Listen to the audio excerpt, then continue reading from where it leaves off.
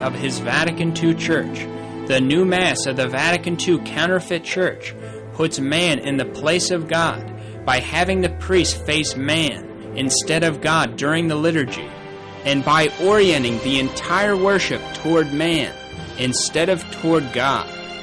The new Mass, the liturgy of anti-Pope John Paul II's counterfeit Catholic Church, is attempting to indoctrinate the masses into idolatry and the worship of man, just as anti-Pope John Paul II preaches it to the people in his encyclicals and speeches.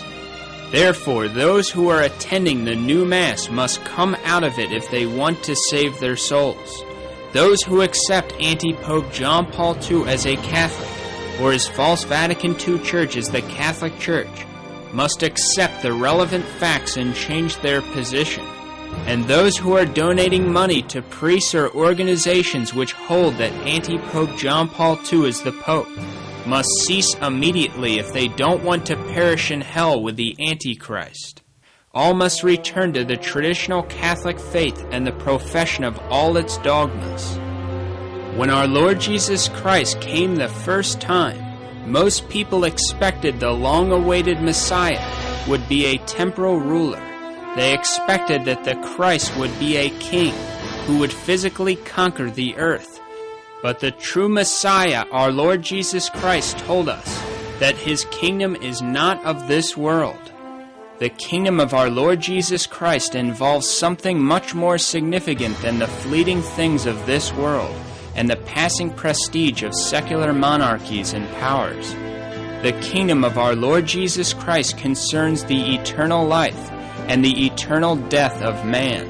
It concerns that which really matters, heaven and hell, eternal happiness and eternal punishment. Matthew 16:26.